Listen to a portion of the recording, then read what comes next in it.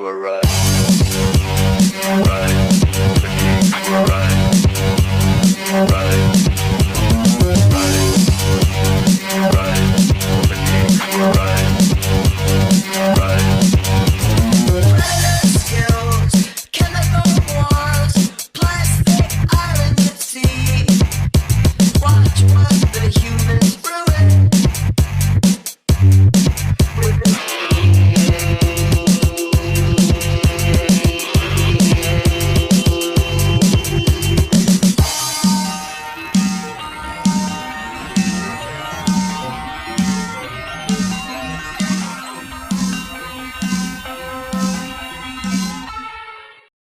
Well, hey, good morning, good afternoon, wherever you guys are. It's great to be here. This is probably one of my favorite shows to do because I don't feel rushed. I have 2 hours to talk to you guys over here on Basics Radio and you guys in the chat room. And it's a great way that we can dive into some of these big tech stories that are out there, broadcasting stories, and even some gaming stories. So I really appreciate everybody that tuned in. And you guys, we have a brand new phone number that you can call in. The other service that I was using wasn't, I guess it wasn't probably the best service that I could be using because I'm already paying for another number using Skype. So it essentially is $20 a year for the number, and I can use it. And this other service was charging $30 a month minimum. So I just decided I'm just going to try this for a while and see how it goes. But feel free, you guys can call in anytime during the next 2 hours, 724-734-2042. And this is The Geeks Were Right. And as you know, we've been coming off here a busy week in the tech world. Everybody knows, everybody loves to hate on them, but Apple has done it again. Some people are happy, some people are not so happy. We're going to dive into some of that here this week. The new iPhone 13 was launched, and there's a lot of news surrounding everything that happened over the course of the week. And Microsoft has some new news as well, and we're going to get into some of that here as well. So I'm really excited you guys are here. Keep those chats coming. We'll keep them and put them on there. And those listening on Basics Radio, you can join us, youtube.com/thetechbuzz. We have a live interactive chat room. These guys are chatting. We're also on some other different platforms like Twitch and Haps. Just trying some different platforms as well. So if you guys remember, let's start off with an interesting topic that I had brought up last week. And that is NAB.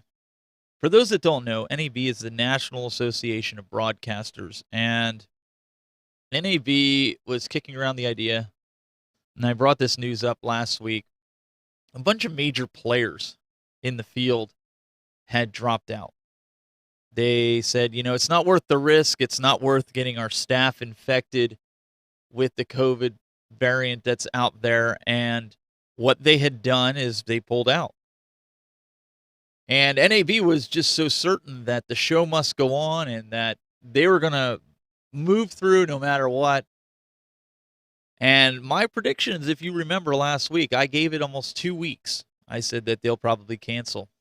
They should have actually done it sooner than that, but they didn't.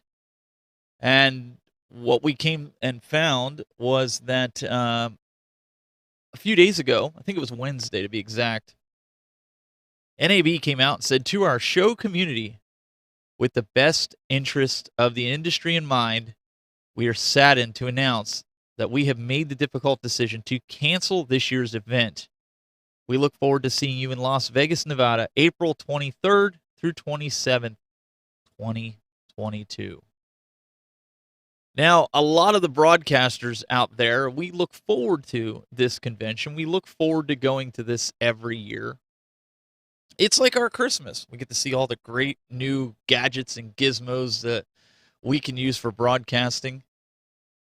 And it's something that I think a lot of people are going to be disappointed about. But in the same respect, you got to do what's best. I think we're going to see going forward any other conventions this year are going to be holding off and moving towards 2022, and hopefully, trying to be optimistic here. I can be pessimistic at times. Those that follow me and know, I call it like I see it, and this is something that we don't know. The future is so uncertain at this time. I would love to say, yeah, we're going to have this in April, but I'm just not sure. It all depends on how this all plays out over the next couple months. I think everybody in the chat room here would agree that anything's possible. Anything's possible. But other things may not be possible. So it'll be interesting to see what happens. But as we stated last week, all it took was some major players to pull out, and then they had to shut it down. Because think about it. I mean, I pulled out a couple weeks ago. I told my company, I said, yeah, I'm not going to go. The risk just does not, it's not worth the benefit. So I pulled out. And then about a week and a half later, NAB shut down. So this is something that I think we're just going to have to watch going further down the line here and see, what's going to transpire.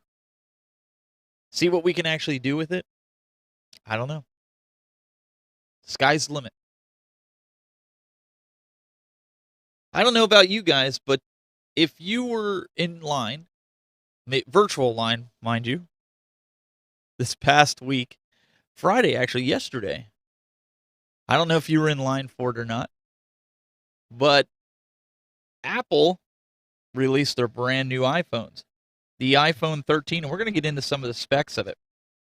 But the pre-order experience for the iPhone 13 proved less than enjoyable for many customers on Friday morning, with Apple Store problems causing all kinds of headaches.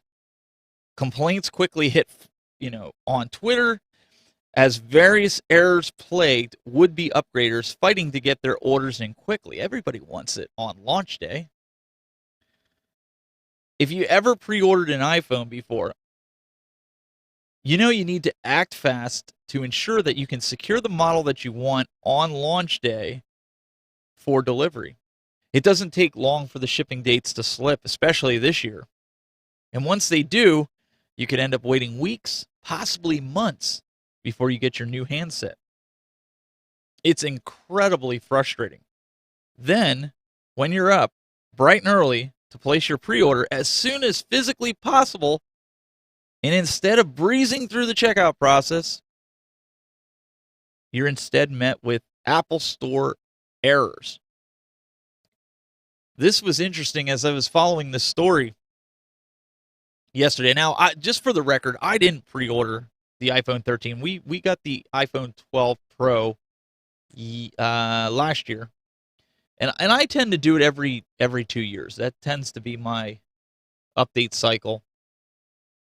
I tend to do it because there's no need to do it every year, right? There's not much that's changing in the iPhone. There's a few things that do change. There's a few things like the camera. Like, I was really interested. There's a new feature in it called Cinema Mode. Basically, if you're shooting film, which obviously I would be doing, you can tap on the subject, and what will happen is it'll take that focus, blur the people in the background, and it'll bring the focus to the person that you tapped on. And vice versa. If there's a conversation going on, you can tap back and forth between the two to give you that cinematic bokeh blur, either in the foreground or the background, depending on what you want to do with that shot. So a lot of people had a very bad experience. Some people were even saying that they couldn't even use their Apple Card. For those that don't know what the Apple Card is Apple's credit card system. So why wouldn't that work, right? Why? It's Apple's. It's branded. Why wouldn't that work? Hollywood Polo in the chat room. He says, I'm happy with my Samsung Galaxy A 42 5G that I just bought for $299. And that's great.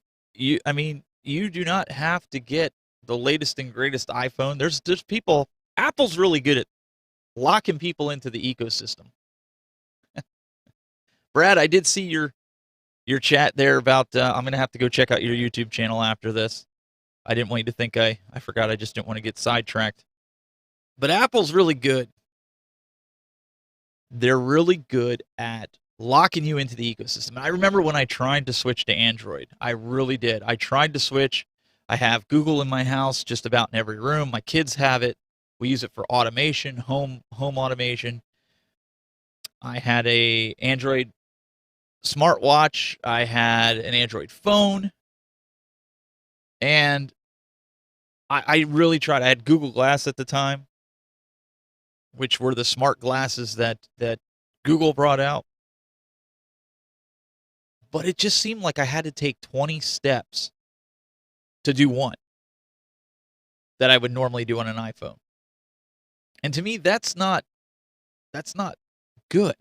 Especially, I remember, just to give you an example, because I know there's some people out there that are like, "Oh yeah, Steve, you're just a fanboy of Apple." And I really wanted to like Google. I really wanted to use the Android ecosystem. And I'll give you the example of copy and pasting.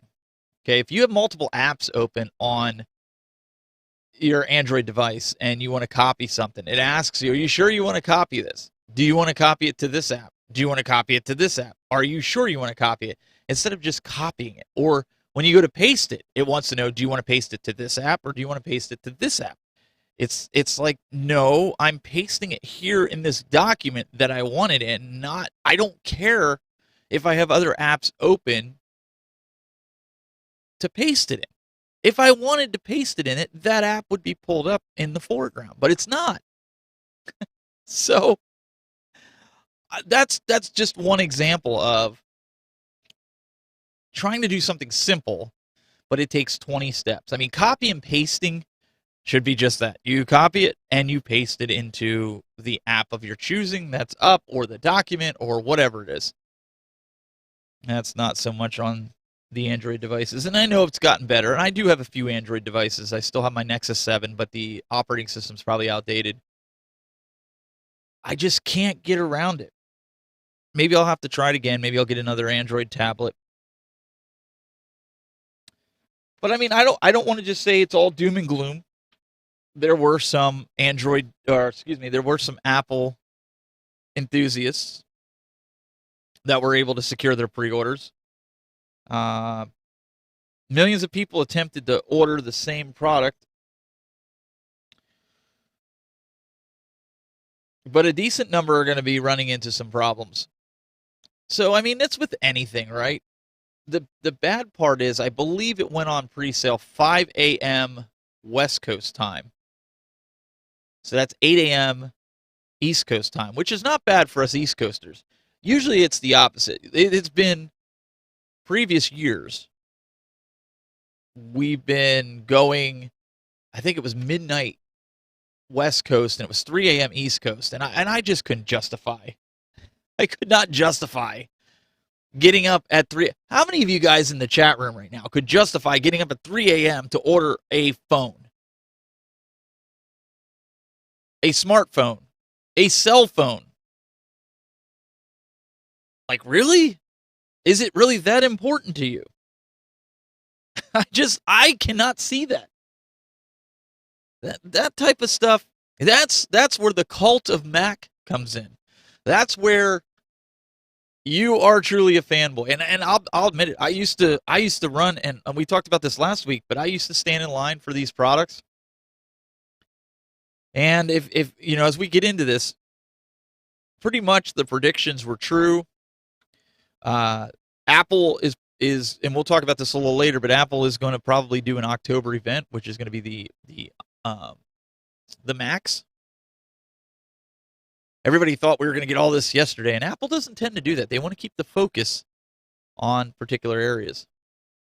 So, like I said, we're gonna get into some of this a little bit later on as we get moving here.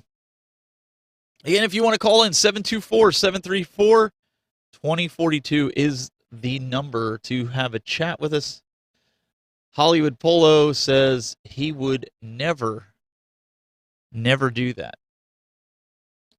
So that's listen, it was fun. Don't get me wrong. When I used to do it, it was a lot of fun, but it was also painful because you had to get up so early. You had to get up really, really early. Jeff Bradbury in the chat room. Hey, how's it going? Jeff Bradbury says, I make the triplets stay up to pre-order and then change my passwords in the morning when they're finished ordering. Oh, what would we do without kids, right? Although getting up early this time wasn't so bad if you're an East Coaster. It's when you're on the West Coast, that's when it gets bad.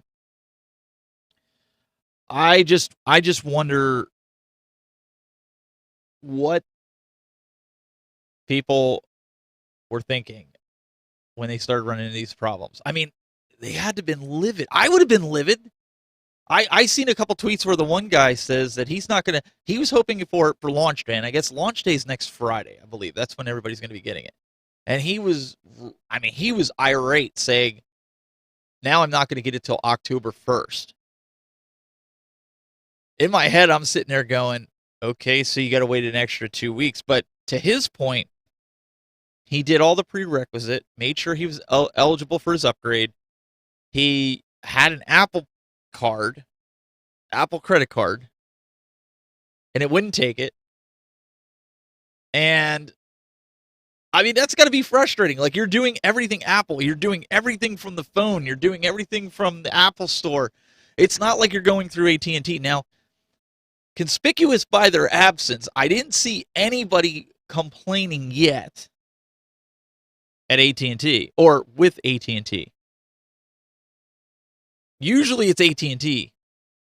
Anybody that knows and follows anything iPhone, even if you don't like iPhone, know that every year somebody's griping about how the iPhone, they couldn't pre-order it on AT&T, the website froze, I could only get one ordered, and then when I went back in with my other number, everything was screwed up, and iPhone 6 was the last pre-order I did. I waited a couple of weeks after. Sometimes I waited till December to order, and I was okay with that. I didn't need to have it launch day. And honestly, and we'll get into some of the features later, but I wasn't watching the keynote. I wasn't super impressed with a lot of the features. It's got a better camera.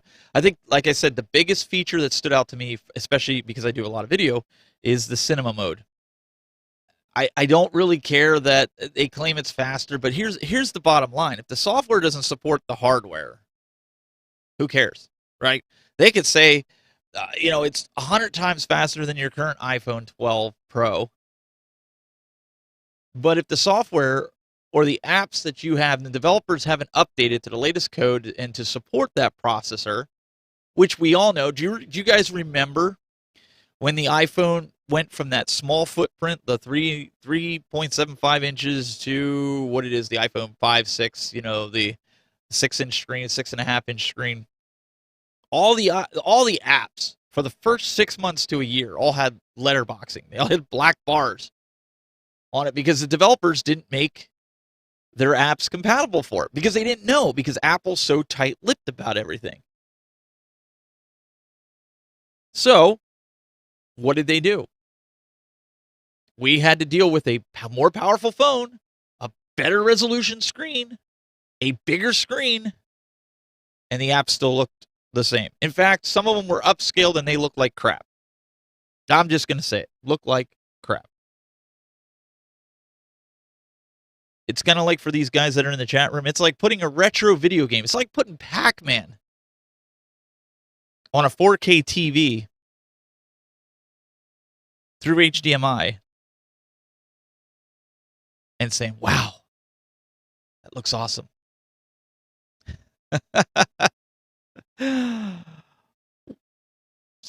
724-734-2042 is the phone number. We're going to take a quick break. Thanks some of our sponsors. We'll be right back right after this. This episode is sponsored in part by PTZ Optics. Why hire a camera operator when the control is in your hands? Visit ptzoptics.com for more information. And by NewTek, makers of the TriCaster TC1. Stun your viewers, not your accountant. Visit newtek.com for more information.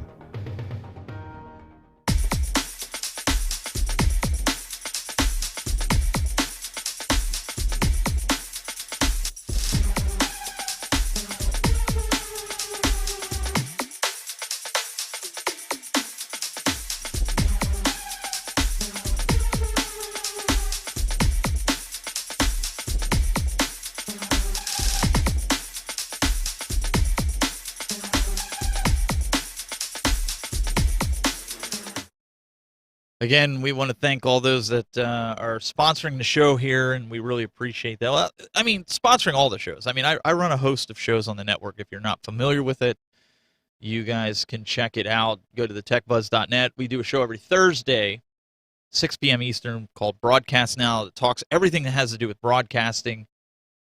And I even do some stuff in the outdoors, noboundariesoutdoors.com.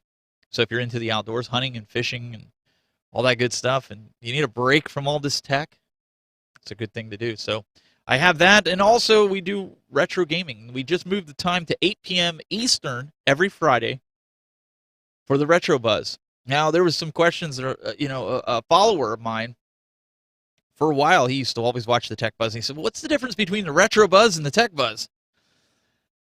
And I had to explain to him, well, when I got started with Glenn Planamento and Doug Smith, and we started doing the show, we combined, because Glenn was one of the first ones to join, we combined it because we were talking about retro games and things like that. We took the tech out of it and made it the Retro Buzz. And it just had a nice ring to it. We stuck with it.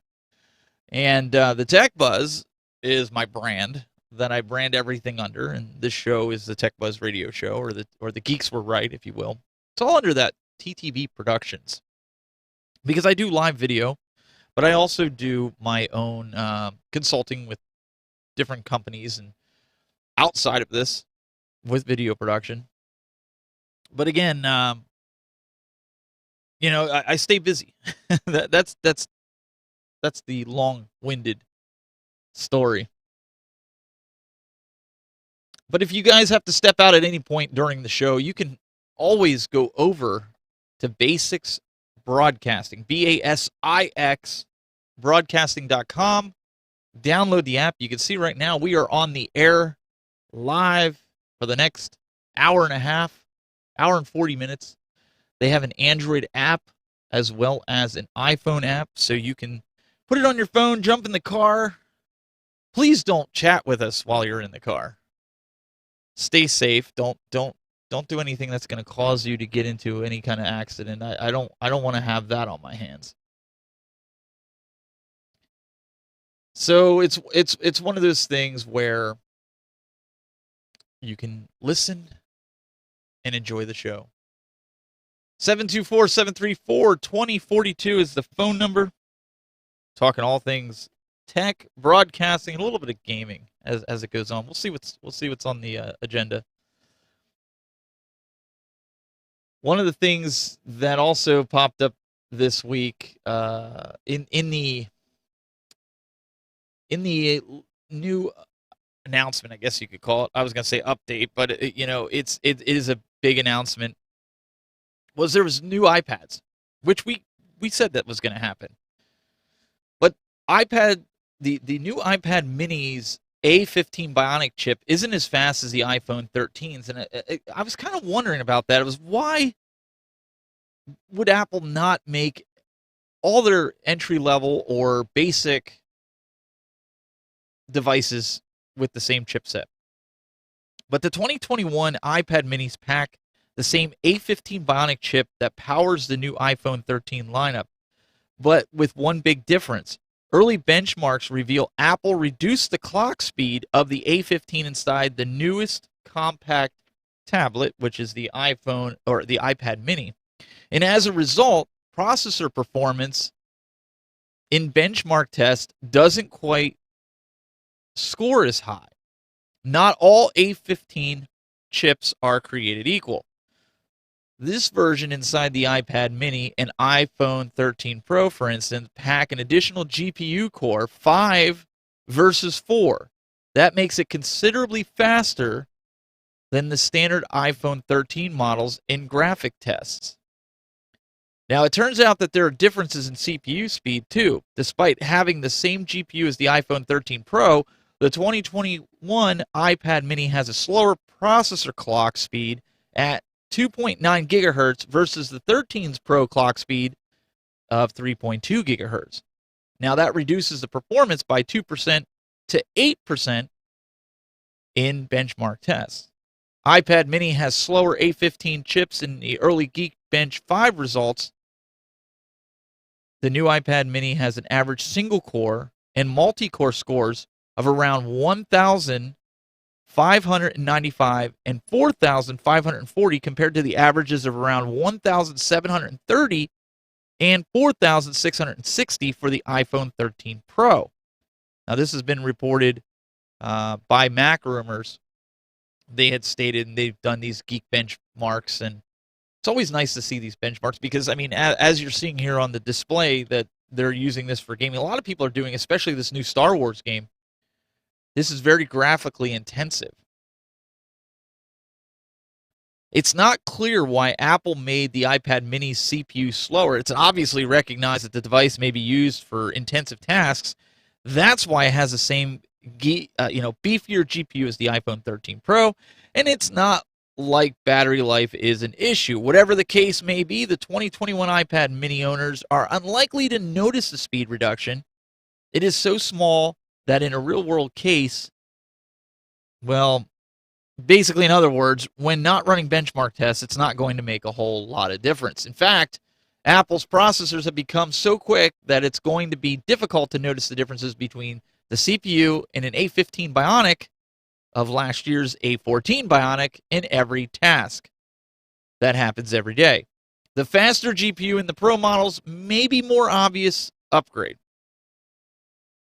But the 2021 iPad minis are on sale right now.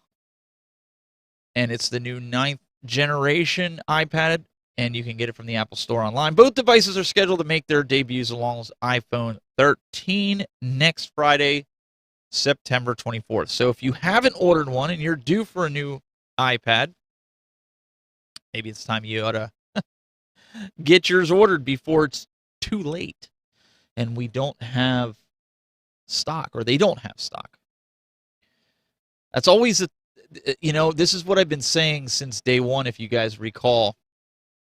I've been saying that if you want one of these products, you need to buy it now or order it in the next few weeks, because shipping is going to slowly go out. It's going to slowly fizzle because everything out there is difficult to get. Shipping is terrible for anything.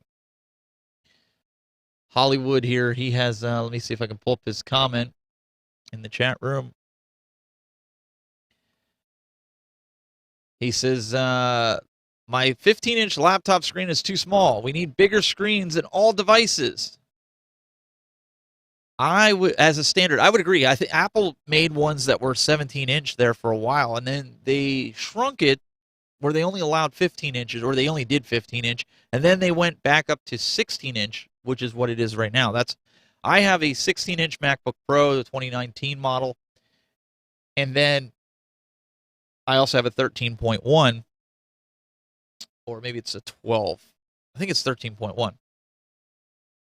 2018 MacBook Pro that I use, that's sitting right off to the side here. So, I agree with you. I think that as things go on, especially since people use laptops more and more day in and day out,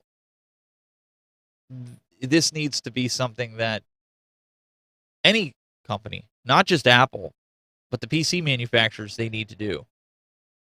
Papa Brad's Gaming says, I just wish iPads were cheaper. Now, they did start the pricing a lot cheaper.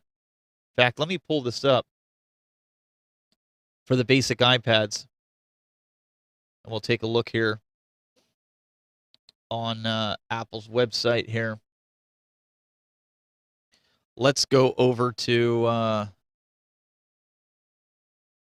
the website. Pull this off. And let's go to the iPad. I believe they started at right here, $499. But I thought there was a basic model. Yeah, right here. $329 for the basic iPad.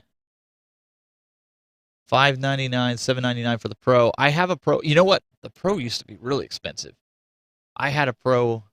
I paid $1,000, but you could get for $329. You can get a 10.2-inch screen, right? A 10.2-inch screen, and be in good shape. Like Hollywood was saying, you want a bigger screen. Everybody wants a bigger screen. So now the iPad Pro 12.9 and 11-inch now. Before they only offered the 12.9. So that's probably where the other pricing comes in, where it's $799, and probably the 12.9 is going to be $1,000. That's why it says from $799. So that makes a lot of sense. My kids, they have iPad minis. They like that. My daughter has my old iPad Pro 3 as well that she draws with. That's what she uses it for more than anything. She draws on it. She's a very good artist. She draws and she paints. And so for kids that are getting into that, not just gaming, like my son will game on it, but there are people, I had to laugh because Apple's commercial, they showed, it was a skater chick, and she was shooting video. They were out skating and whatnot, and she decided that she was going to take the iPad mini.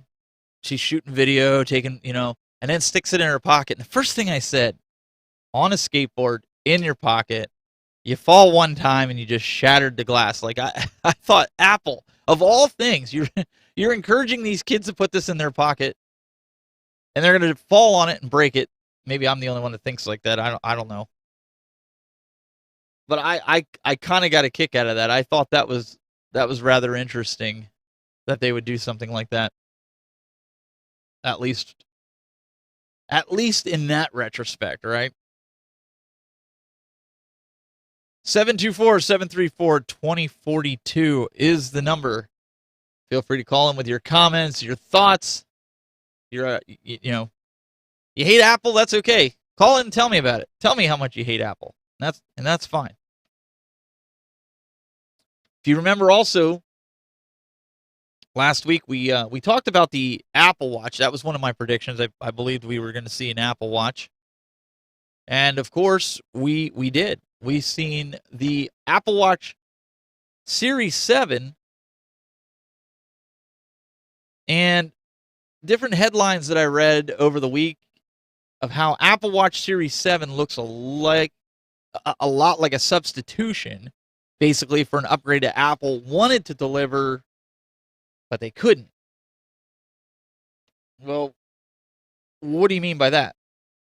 Well, the Apple Watch Series 7 is not the upgrade that most of us expected to see from Tuesday's Apple event. I mean, the new model doesn't support the big design refresh that multiple sources, if you remember me saying this last week, said was coming.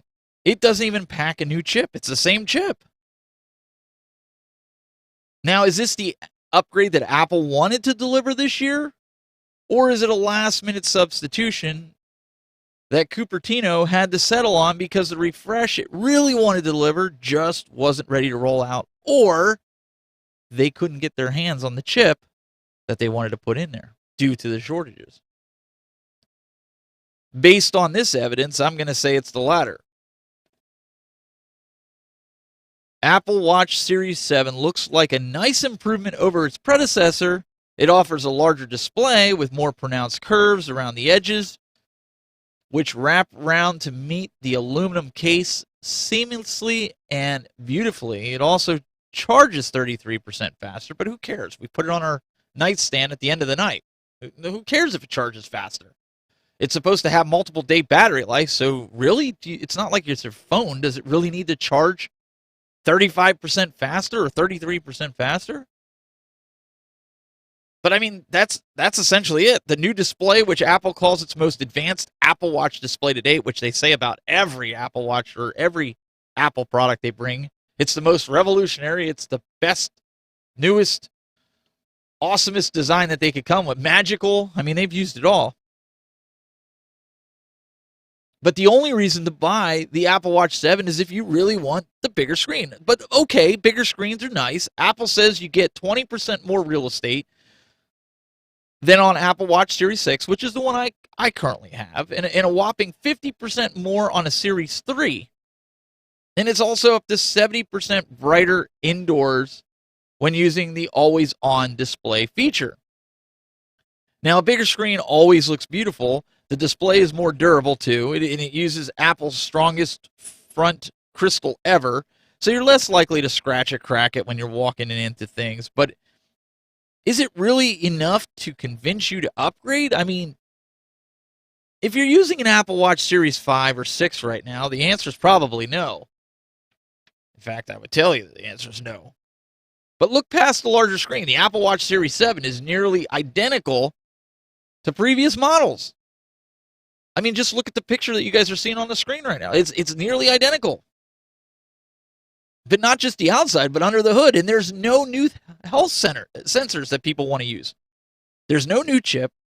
There's no other reason to spend your money. Now, if you're using an Apple Watch Series 3 or a Series 4, well, maybe you want to upgrade. But this is not the Apple Watch that Apple was supposed to deliver. In my opinion, I think they had something else planned. I think that, honestly, Apple had to do what they had to do. They wanted to push out new products. And this is what they had to bring out. So they're talking about in the chat room, Papa Brad's Gaming says, I just bought a nice gaming PC from Amazon, recommended by UAG for OTG pinball. It was under $1,000. Joe Zaheda says, I'm a big fan of Asus myself. Have 3 of them. Well, 2 now. A child has 1. She's a gamer too. Don't you love when that happens? My kid has my Mac Mini up in his room because we had gotten him a desktop. It's basically an iMac all-in-one PC, which you guys have seen on other shows that I have it over there at my guest location. And it's just slow. I mean, he wants to play, all these other games on it, and he also wants to stream or run OBS on it, and he just couldn't do it. Papa Brad Gaming asks, Steven, do you use an Apple Watch? I do. My wife and I bought each other the stainless steel model. I know you guys on the radio can't see this, but it's the stainless steel model. We did pay a lot more for it because it was a Christmas gift for each other. We both got the same one. We wanted more of a nicer one. We've always gotten the Sport, the $300 one, and like I said, I don't upgrade. The last watch I had before the Series 6 was a Series 3. So we tend to upgrade every 3 years with the watch only because of battery life, right? If you're wearing a watch and you can't get through the day with battery life, well, it's not really good for a watch. So I tend to every 3 years. So if you're asking, if you have an Apple Watch Series 3 right now and you're looking at this Series 7, by all means do it. If you have last year's model or Series 5, Series 6, pass it. It's just, there's just not enough with it. And our phones have the SIM card in it, so we can leave our phones at home and still make calls from our watch.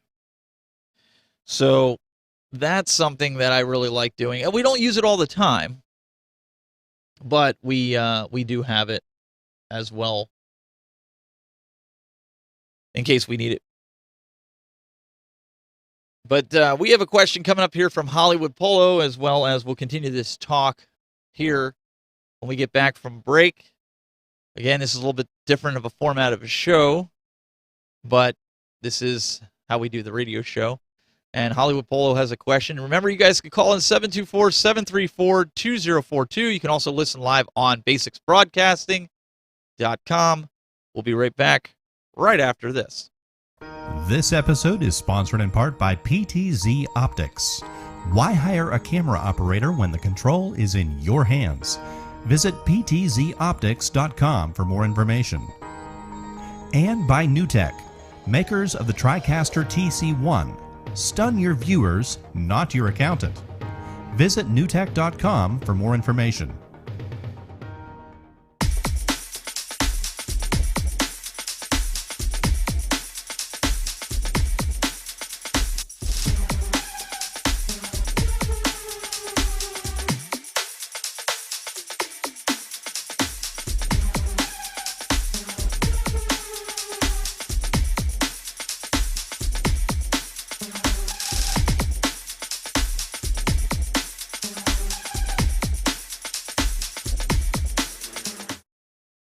All right, and we're back here. Let's take a look at Hollywood Polo's question.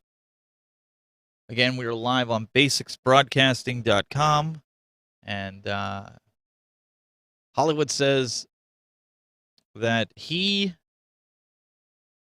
I was going to buy, let me pull this up here. If you're going to buy a new Windows gaming laptop in 2021 in the $1,200 to $1,400 range, what brand model is your current favorite? Now, I don't usually game with laptops. I'll just preface it with that statement. Just like I don't live stream with laptops, I'm not a big fan of that. I feel like the laptops are just underpowered because you're using mobile GPUs. But I'm really a big fan of Alienware from Dell. I have a few friends that have those, and they never usually have any problems. They'll play all back when World of Warcraft was really big and everybody was playing that. These guys always recommended the Alienware computers. So I know when we talk about streaming that we suggest a gaming laptop. If people are dead set on using a laptop to stream, it's usually a MacBook Pro, one of the highest ones that you can get, or an Alienware from Dell. But, if you're traveling, as Joe's saying in the chat room here, you're going to be spending some money. And I think that, to get a decent Alienware, and I haven't looked at prices recently, you're probably looking at $2,000 to $2,500. Now, could you find a Dell comparable model? Probably. Possibly. But you got to remember, they're going to put higher components into a gaming laptop than they are into a regular consumer laptop. And I think that's where a lot of people make their mistake when they're buying computers. They buy a consumer laptop or desktop to do prosumer things, if that makes sense. You can't go and buy an Acer laptop at your local Walmart for $250. Have it be an i7, because you really shouldn't buy anything less than that right now. They buy an i7, and then they expect it to run OBS, playing Call of Duty, 1080p, 60 frames per second. Not going to happen with an integrated GPU. Not going to happen. You'd be lucky if you get 720p out of that, 30 frames a second. I'm just being real, guys. Those $300 laptops that you see at Walmart or $250 laptops, and we're going to get into some tablets and laptops that Microsoft's going to be announcing later this week, later on in the broadcast. You're just not going to do it. And it's not to say, be a gear snob and be like, oh, yeah, I got to spend $2,000 in order to have a better experience. That's not what I'm saying. But you get what you pay for. And there was a gentleman in one of the broadcasting groups, and I'm not going to say which group, and I'm not going to say who it was, but he was talking about Restream. If you guys watched our broadcast now, we went through some of the platforms that are out there, like Streamlabs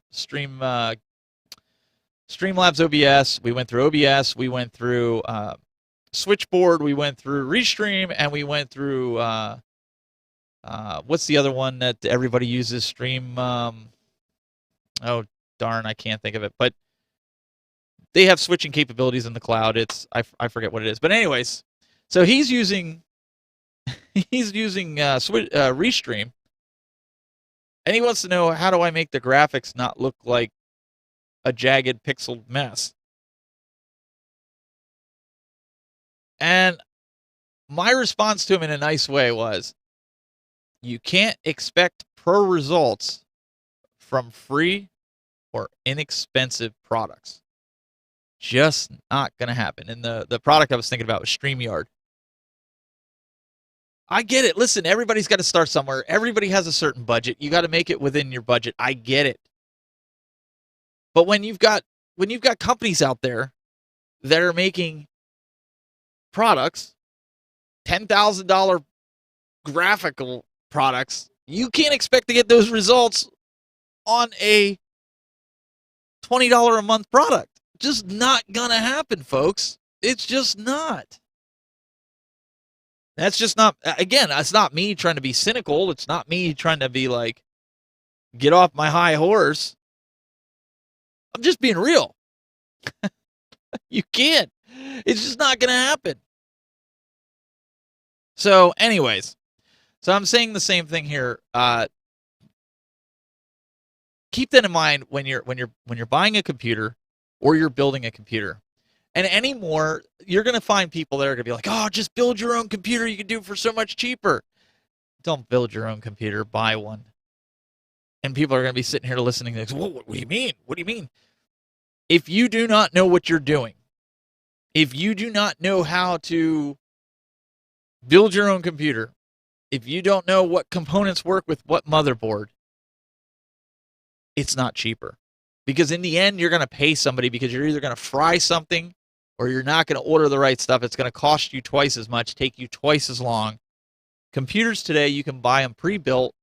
Everything run very nice. You plug it in. I haven't built a PC in, gosh, almost 15, almost 20 years. Don't do it. I'm just being real, man. Like, go and you want it to work right. I mean, this is your hard-earned money. There's a reason that these guys do it day in and day out, right? You don't try to do your own dentistry yourself. When your tooth is, you got a cavity, you don't sit there and try to drill it yourself. No, you go to the dentist. Why? Because he does it every day. If you do it, you're going to screw it up. You're probably going to hurt yourself. Same thing's true with this. Listen, could I build a PC? Absolutely. Would I want to? No. Just like I could change my own oil in my truck. I could change the oil in my wife's car. But if I figure out what the price is going to cost, it's going to cost me probably $40 for oil, probably another $10 for a filter. If I go get the oil changed at the dealer, it's $55. So if I do it myself, I'm saving $5, and it's my time. At least that's what our prices are. Even if it was $20, let's say it's $20 more. What's your time worth? Have somebody do it right in half the time? That's not frustrating, right? If you know how to build a PC and you're good at it, by all means do it. Listen, I'm not telling you, but you can't go out and tell somebody that does not know how to build a PC, go build a PC because it's cheaper. I hate that advice. I hate when people say that. Because it's not true. It's not easier. Unless you're going to sit there and hold their hand step by step or help them put it together. If you're going to physically be there, and don't tell me you're going to do it over the internet. And I'm not talking to anybody here in the chat room. I'm talking just in general, okay? Because I've seen it. I've seen it in different forums. I'm like, yeah, it might be easier for you. You might do this all day, but it's not for everybody. That's why Apple has always gone the route that they have gone. Now, if you want to do a project build that you don't care if that machine is up and running for a long period of time. I mean, I have friends that build guns. For me, I'd just rather go buy a gun already put together, put it in my gun safe, and it's ready for hunting season. But there's guys that they build their own guns. I don't have the patience or time for that. There's even people that want to build their own studio. They don't have a clue how to do video, but they want to build their own studio. That's why you hire people to come and do it, because they think out all the stuff that needs to be done. So, again, getting on my soapbox there. It's one of those things where you got to weigh out the pros and cons. And most of the time, you're only going to be paying an extra maybe $100, $150 if you have somebody build it. You know, Papa Brad's Gaming says, when I built my own PCs, he said, the good thing I learned was not being afraid of fixing anything inside the computer. And there was a lot. So listen, some people can do it. Some people can't. 724-734-2042 is the number. We're live here on YouTube, youtube.com/thetechbuzz, as well as we are on Haps TV. I don't know where else they're sending it to. Lindsay Badger, we see you over there on Haps as well. Feel free to call in if you want to call in. If you've got a question, I'm watching both chats. I'm trying not to syndicate to too many because I'm by myself. I don't want to have to read too many chats. Hammerhead Fred says, there was a lot more benefits back in the day. I'm going to stop right there. I 100% agree with you. That's when I built it. But I'll continue reading this comment. To learn setting all the jumpers, the DMA channels and such, and learned a lot from that, but not a factor anymore. And I 100% agree. I remember when you had to set the jumpers on the hard drives so you know which one was primary, which one was slave. I know my dad used to show me that when we used to build PCs back when the dual core mainly. I knew a lot about dual core. I could build them, the AMD or the Intels. I could do any of those. But anymore, it's just not worth the time. And here's the other thing. So we were talking about, Apple Watches, and just for your guys knowing, I've been using a smartwatch for a long time. And I know those in the radio can't see this, but I'm holding up right now a box of my very first smartwatch, which, believe it or not, was for when I was using Android, and it's called the Pebble Watch. You guys remember, this was for iPhone or Android. I could do it, yeah. I could do a lot with this. It was black and white, and believe it or not, I still have it in here. There it is, the Pebble Watch. For those on the radio, you're going to have to go back and watch it on YouTube to see it. I don't even know if it might work. It had a magnetic charger, kind of like the way the Apple MagSafe charger works. Oh yeah, I do have the charger in there. Interesting. It's been a while since I opened this up. I keep all my old tech just for posterity and kind of remembering.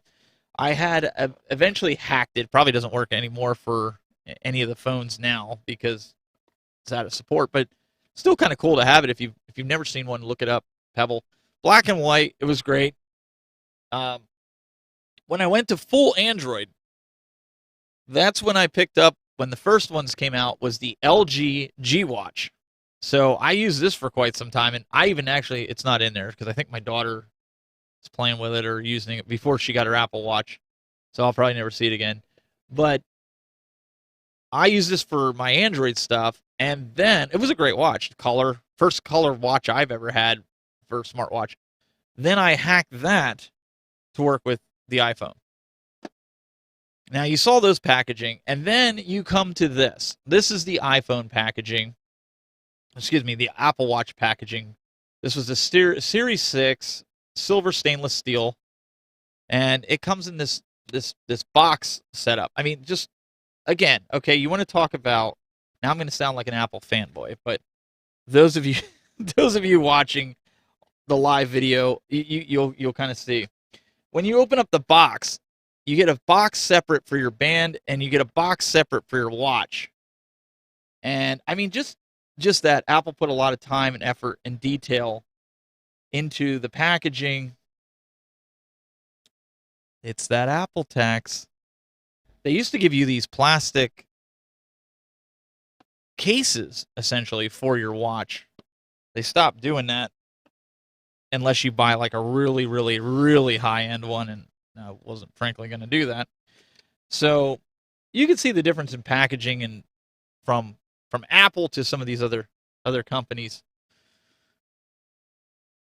But it's just interesting to see the evolution. I mean, I remember wearing a watch as a kid when we would go out places. Like if we went to the playground, my brother and I, and we would, go play basketball. And my parents would be like, "Oh, you got to be back by a certain time." And I would be like, "Oh, okay." and we would take our watches. Well, then after smartphones came out, we had no use for the Apple Watch. But then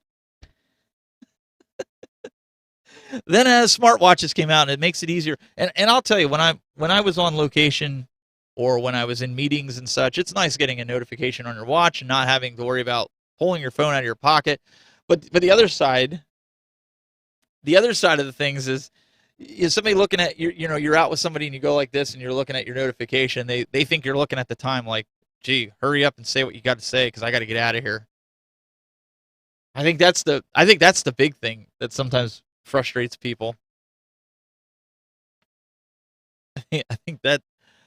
So what's your thoughts? Do you like smartwatches? Is that something that interests you? Are you going to upgrade? Do you even care? Are you not a smartwatch person? Are you okay with just keeping your smartphone? And even that kind of is too much.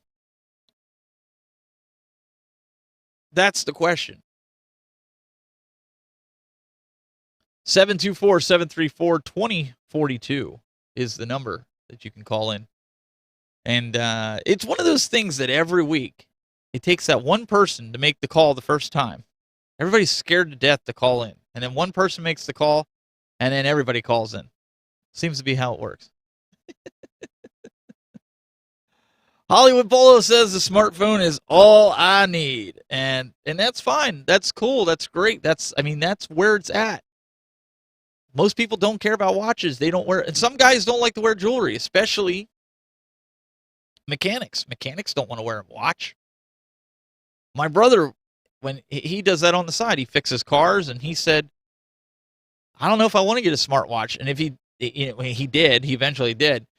But he bought a case for it, and he has, I don't have any screen protector on mine. I don't have a case for it. If whatever happens to it, happens to it. He has it on there because he works on cars on the side. So for him, it's something that he has to protect it. And so I can't see this being something for everybody. But think about it. The Apple Watch costs just about as much as a phone. For a lot of people, especially in this economy, that's not something that's doable. And so that's why I'm telling you guys, if you have a smartwatch, if you have an Apple Watch Series 3, by all means upgrade if you have the funds. If you don't do it. Don't do it at all. Just wait, because it's not worth the money, and you maybe you don't have the money to do it. That's okay. Josephitis says, I do woodworking as a professional hobby. I take my watch off every time. It's a safety thing. That's the other thing, safety thing. And some guys, with their wedding ring. Now, I wear my wedding ring. My original one doesn't fit me anymore. I have to get it resized. But I have a bunch of these rubber. They're heavy-duty rubber ones, but I hunt, I fish. And so I wear one of the rubber wedding rings because if something would grab a hold of that, it would rip it off my finger and not take my finger off my hand. So I would rather lose the ring than lose the...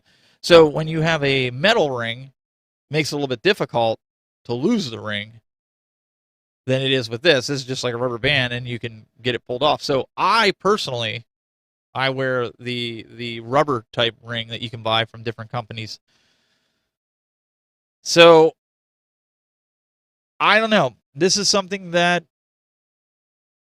you have to make the decision on, and it's not something that everybody needs. It's not something everybody wants. My daughter uses hers. They usually get the hand-me-downs. They had my wife's. Well, actually, my brother gave my daughter hers.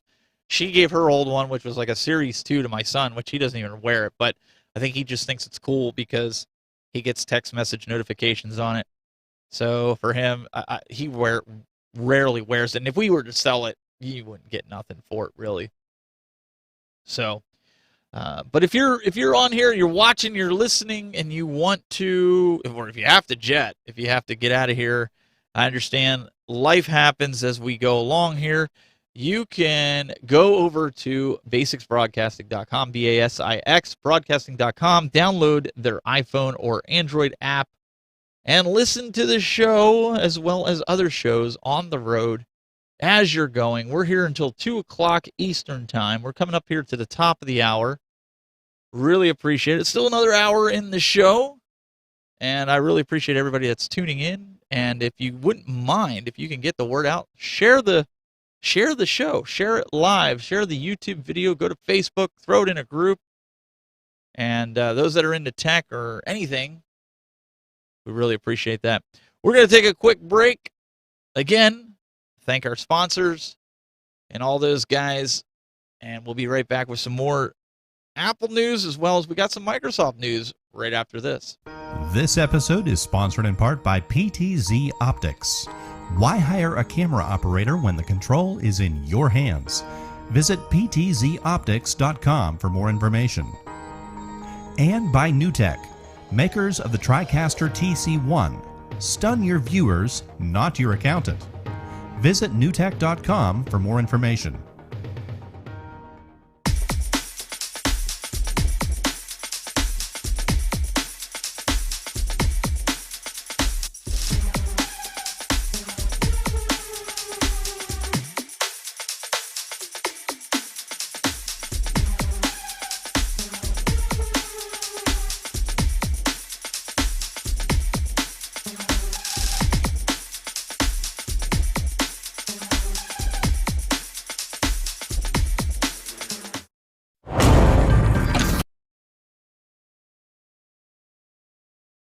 All right, we're back on the air, and I believe we got a caller during the break here. Caller, are you there?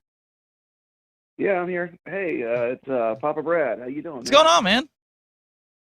Not too much. Just watching your show. I wanted to thank you for your shows on broadcasting. They kind of inspired me to start my own YouTube, and Awesome. I just wanted to personally thank you. Yeah, absolutely. For those that are listening, I know you put it in the chat room there, and I wanted to stay on track with what I was talking about. I didn't want to get sidetracked. You started a YouTube channel, and you're trying to get to 100 subscribers, right? So you can brand it, right? That's right.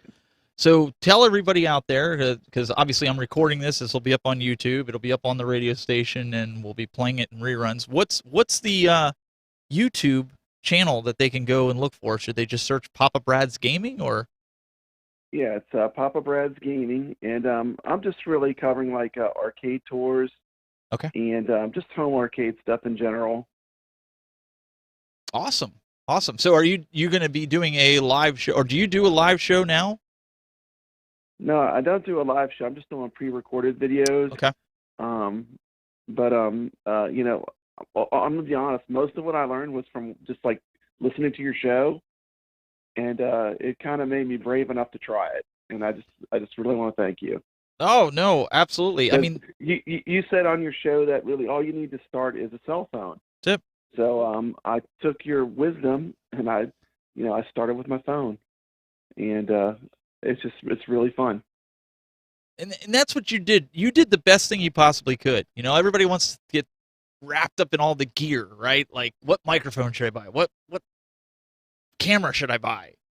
Like, just use what you have and see if you like it, and see if people want what you have in the sense of the content that you're delivering, and then build off of that. Yeah, and the other thing is, just do what you love. That's right. I love arcades, and like I thought about like all the videos I like to watch. I like to watch these videos where they just show the arcade games. Yeah.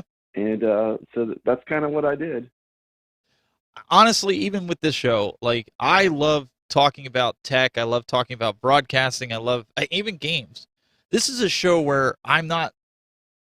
Every other show I have a co-host with me all the time, and a lot of times I don't get, because I'm producing, and I'm not complaining by any means, but a lot of times I don't get to share my opinions thoroughly. I always, because we got to share the microphone, which is fine. It's a great time. But this is a chance where I can interact one-on-one with viewers when they call in. But I don't care. I'm not trying to be some big radio star or some big TV star. I just want to share knowledge, and I want to share a passion that I have. And if I get 10 people watching, then I got 10 people watching. If I have 2 people watching, well, then I have 2 people. When the show's going to go on, it's going to make me better at what I do. So that's what I would tell you. Go, when you do this, don't get discouraged by 1 viewer, or 2 viewers, that watch your pre-recorded video. do that show as if thousands of people were watching, because in time that could happen.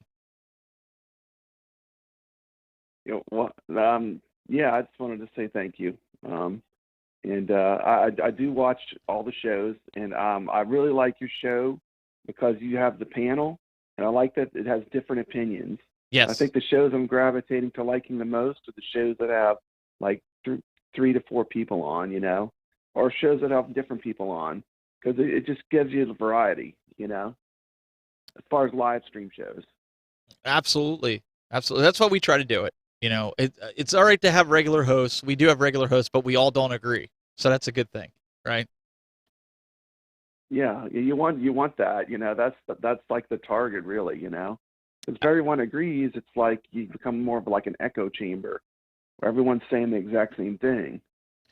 Well, and then you start falling into that category, and we discuss this off air a lot. You fall into that category where it kind of sounds like you're being bought off by a company if you all agree on the same thing with the company, and it may not be true, but it does come across that way, like, oh, they must have got some payout from a company because they all agree that this is the most wonderful thing since sliced bread, right? It's always in the back of people's minds.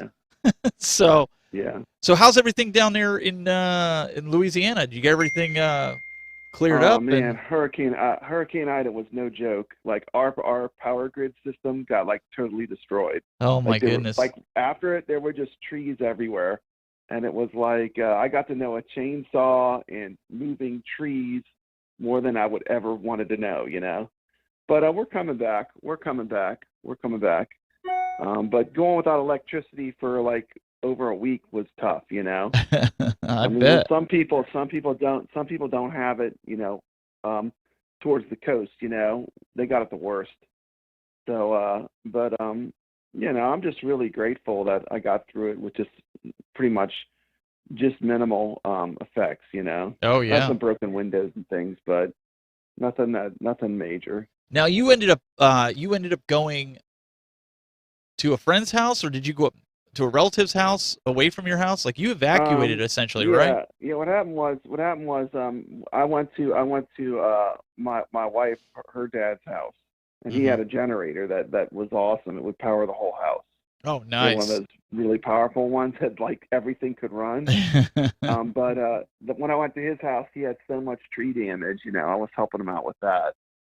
And then after that, went to my house every day to discover there's no power.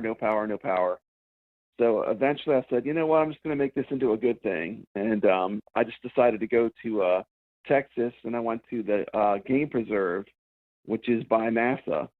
And they have a space-themed arcade. I filmed some content for my channel to get me started. Nice. But like I said, every time I watch your show, though, I pick up things that I can start small that really are helping me. And I can already see, like, if I look back even, I'm new, so I don't have much content. If I look back like a month ago to what I did most recently, it's just getting better and better. That's how you judge it. If you can look at it and say, you're getting better, I look at my old stuff and I just cringe. I do. I go back and I'm like, oh my God. But it takes time, and that's what people don't get.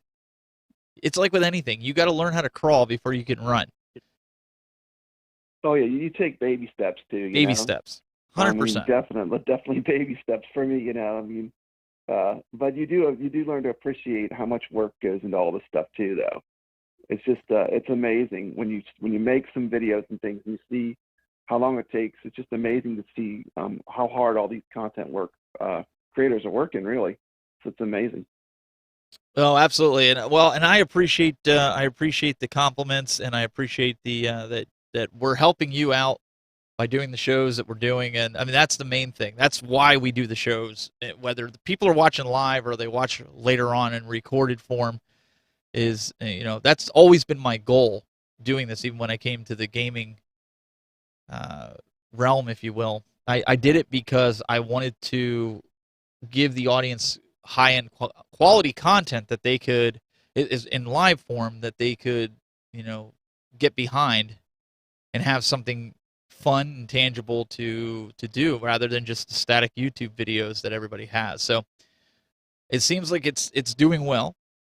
Like so a lot of these guys are jumping on. So it's great. It's been really good. Yeah, it is. It's awesome. And I just also wanted to do it because I like the people in this community that we have. Absolutely. We have a really good community. Absolutely. Um, Well, Brad, I appreciate you calling in. And thank you so much. It was great to talk to you in person. Thank you. Absolutely, sir. We will talk with you later. So, guys, yeah, Skype makes that nice noise behind it. Guys, feel free. You can call in 724-734-2042. Don't be shy. This is a show that I like to do solo, in the sense of I don't have any co-hosts. I don't have anything like that. It's a show that I can just talk about this and give my opinion on it. And yeah, I could easily get some co-hosts. Probably I could probably get people to do it, but it's more fun when I can rant and rave about stuff that I want to do or I want to talk about. And I have other shows where I have guests and things like that on. So it's one of those things. But one of the other things I want to talk about is about the iPhone 13 Pro. You guys are probably sick of hearing anything about Apple right now, but honestly, this week it's all been Apple, honestly. And the iPhone 13 had some different flavors to it. And let me see if I can pull this up. There's the iPhone 12 and the iPhone 13 and the iPhone 13 Pro. Now, what is the difference? Well, obviously there's bigger sizes here. We can kind of show you here. The iPhone 13 doesn't have the same, I don't want to say software, but things that the Pro can do, even storage. The main thing with this is the iPhone 13 Pro has 1 terabyte of storage. The problem with that is if you're trying to get one, and the reason, you're probably sitting here, well, why do I need 1 terabyte of storage? Myself, I only have 256 in my 12 Pro. Why do I need 1 terabyte of storage? Everything's in the cloud. We should be all moving to the cloud. Why do I need 1 terabyte? Well, with the new iPhone 13 Pro, you can record in ProRes, so you may want that because you're doing this for film. I mean, I watched Apple produce a full, 2-minute or 3-minute, look like a mini film. It looked really good, I gotta say. I mean, that would be the only draw for me getting this phone, but I'm still gonna wait it out. I'm gonna wait for the 14, but shipping times are already slipping into October, and honestly, I kind of expect the shipping dates to slip quickly every year. So, I mean, that's not surprising to me. But what was surprising is that most devices were still available to order with launch day delivery well over 30 minutes after all the pre-orders went live in the morning. Like, I was checking on it, I wasn't ordering it, but it was interesting to see that people weren't upgrading their iPhone that quick, and maybe they thought the same thing I'm thinking, that it's not that big of a difference. But sadly, it does seem that Apple didn't make enough of the high-end smartphone with the massive 1 terabyte option. And I'm really surprised because that has like a $1,500 price tag, $1,499. And maybe they thought because in previous years they didn't sell as much of the higher end 512 gigabytes. But it seems that the 1 terabyte model is proving pretty popular with its initial stocks seemingly already sold out. It's the largest iPhone storage option ever offered, and buyers seem to be snapping this model up. Shipping times for the 1 terabyte device quickly slipped well into October in a number of countries, including the United States. Delivery dates look a lot more acceptable for other storage configurations, though, including the 512 gigabyte option. However, as of yesterday, when I was looking at it, the shipping times were starting to slip for other iPhone 13 options in the United States. However, if you act quickly, a lot of times if you really need it on launch day, you look at the different colors, you can pretty much get a different color and be able to, you can still get it launch day. I mean, you're going to throw a case on it. Who cares what the color is, right? Mine's white. You wouldn't know that because I have a case on it. If you act quickly, there are some iPhone 13 and 13 Pro models that are still showing delivery as of the delivery date is September 24th. So you could potentially, now I haven't looked at it today, but you still could potentially get one on launch day, potentially. You just have to look and see if that's something that you want, depending on the model. And like I said, I believe mine is, yeah. So I put a case on mine. I'm just going to pull it out of here. And those watching can see it, but those that are, oh, mine, no, mine's space gray. I guess the last one I got was white. But I didn't even care. Like you can see, there's the back. I guess that's space gray. I didn't even really care because I keep it in a case. Mine's like pristine. I keep it, and I have a lot of guys don't do this, but I have a screen protector on it because I want to make sure when I trade it in that AT&T, because they give you like $700 for it, and that's more than what I could probably sell it for.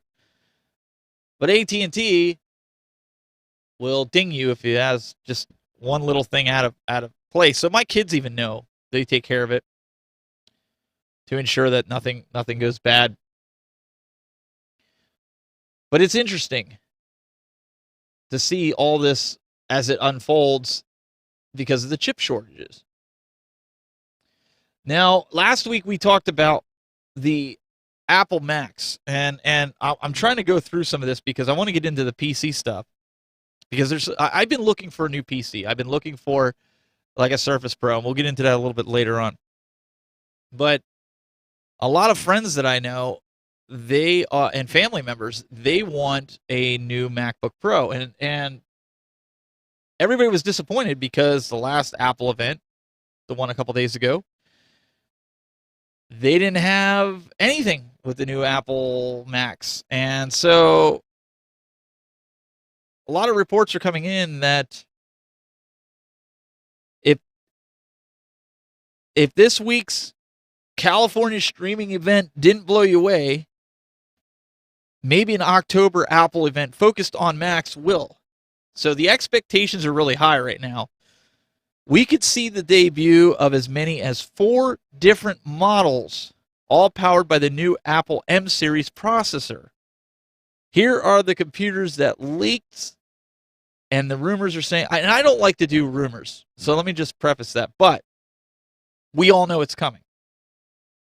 And we really could be surprised. Now, if you remember, Apple moved to the M1 chipset a little bit while ago. Well, now Apple is moving to the M1X processor. And what the M1X processor, Apple is moving computers away from the Intel processor, but it's an ongoing process with the first M1 powered Macs landing last November. The next step involves Apple's second generation chip.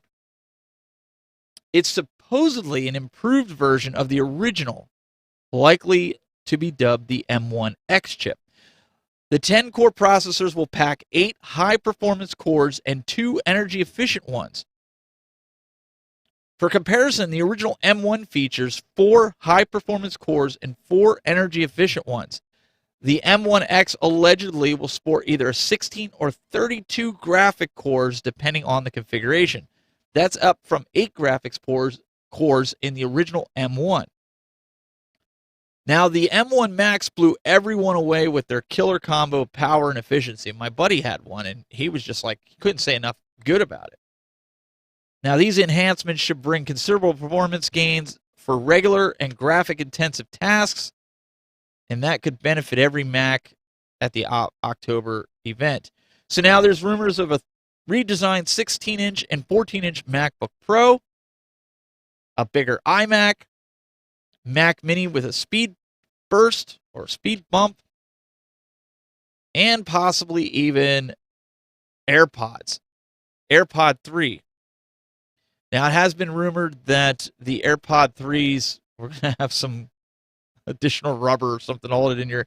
I have the original AirPods, and I was not thrilled with how that worked. How it, they would fall out of your ears, and I actually bought like a little lanyard that went around because when I mowed the grass, they would always fall out, and I was careful. I almost ran it over one time. I was push mowing before we moved to our house that I have now because I have a zero turn. If it would have fell off on the zero turn, they'd been gone. So now I just wear noise canceling headphones on it because and they're Bluetooth, so I don't have any wires. But that was the biggest thing. Like even on a plane, I was always worried. Like you bend over to pick something up, grab your water bottle, they would fall out. So it'd be interesting to see what Apple does with that. The question is, are they going to do an event in October, or is it going to be in November? I would think in order to get production ramped up and get this out for Christmas, they would have to consider doing it in October. But we don't know. Anything's possible. So I guess we'll wait and see. We're going to take a quick break here in a few minutes. And again, I know you guys have been seeing these ads, but since we're on the radio and people are coming in and out, we got to make sure to thank the sponsors. And we're going to come back and talk a little bit about iOS 15 and see what Microsoft has planned for us. I believe it's Monday or Tuesday. Stay with us. This episode is sponsored in part by PTZ Optics. Why hire a camera operator when the control is in your hands? Visit ptzoptics.com for more information. And by NewTek, makers of the TriCaster TC1. Stun your viewers, not your accountant. Visit newtek.com for more information.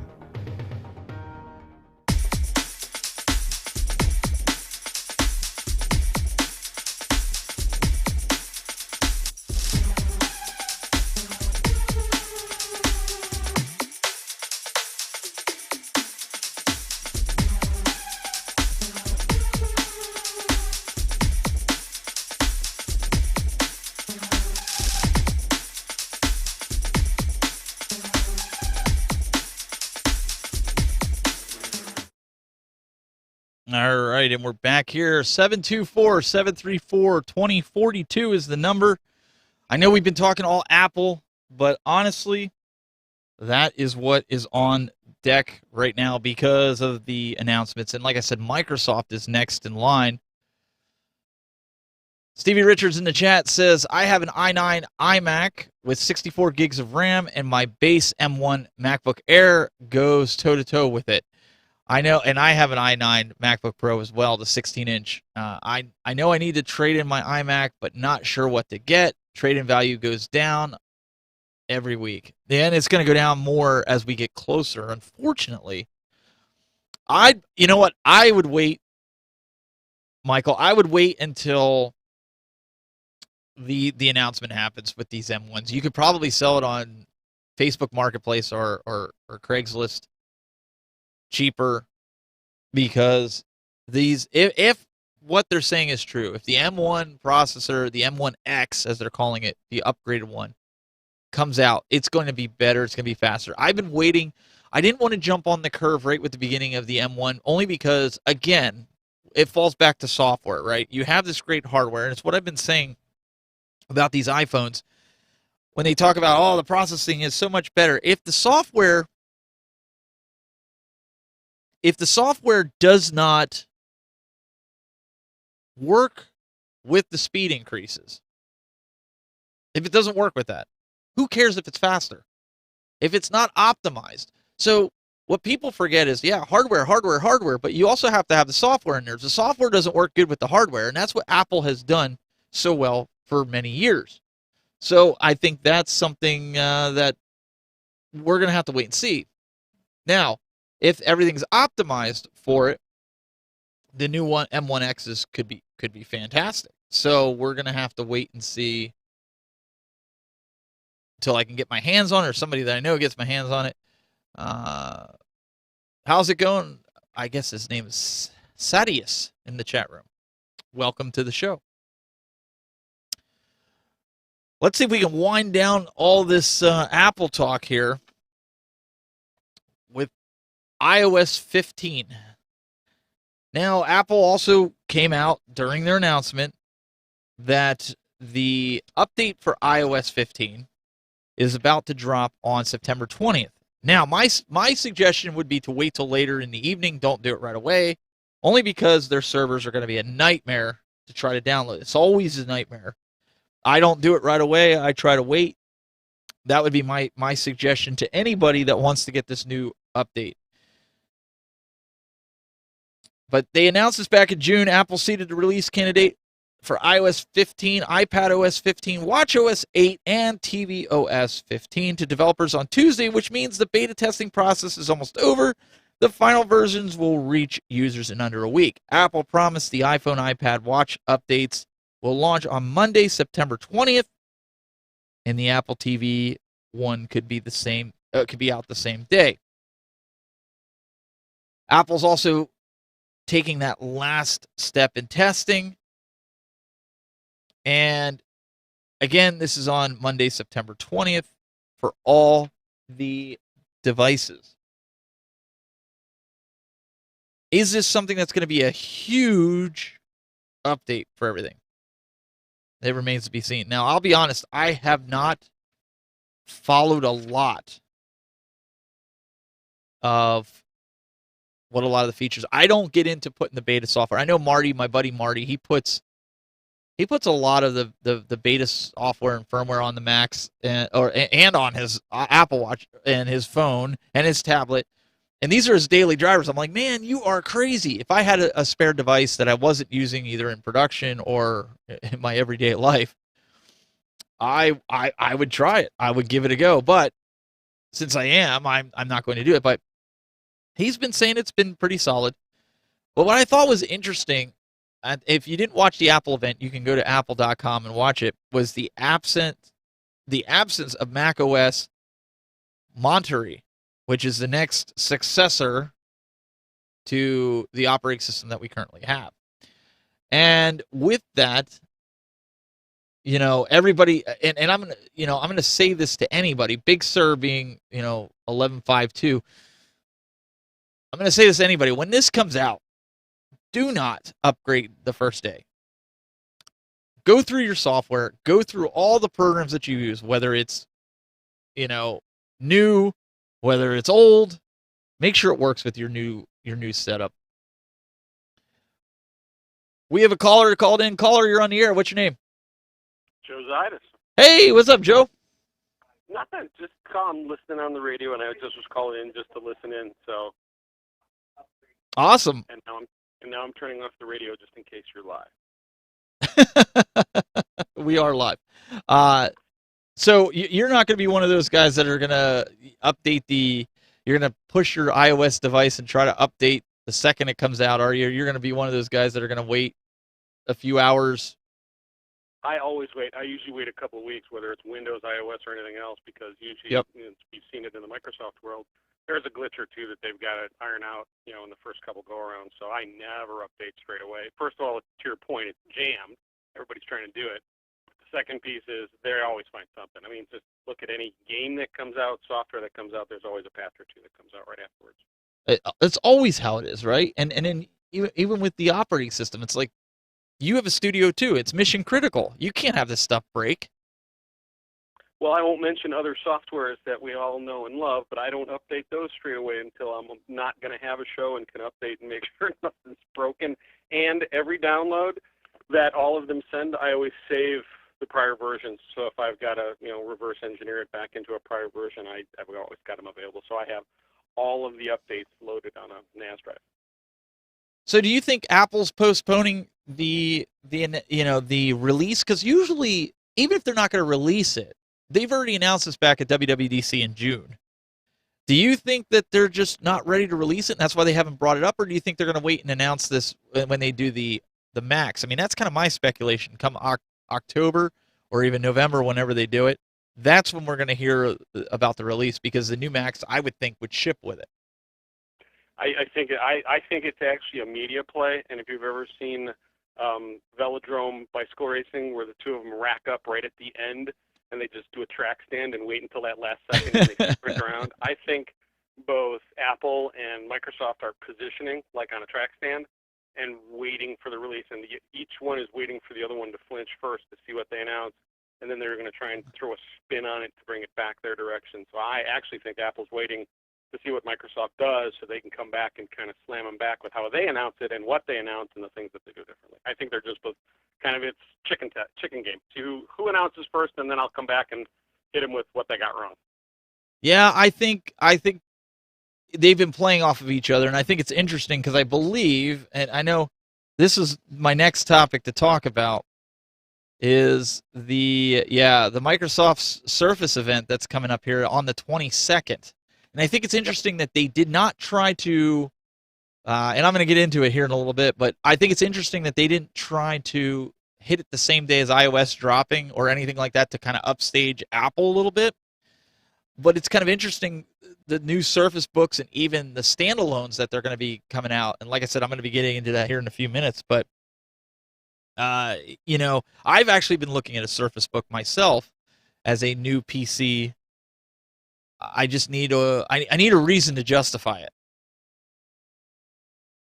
Yeah, I agree. Well, and I'm a little, you just made a comment in the last show about how Windows 10 is and I'm a Windows guy, I'm less of an iOS guy. I have a few devices, but that's just so I can know what's going on. Yeah. And see it. But on the Windows side, I'm a little concerned about Windows 11 because I agree, Windows 10 is pretty rock solid. I mean, they're into maintenance updates. There's not a lot. I don't have any glitch issues with it. I'm a big gamer, as you know. It works pretty flawlessly. Is it perfect? No, but I think people expect too much. I mean, There's a lot going on inside a box, and it doesn't always work perfect.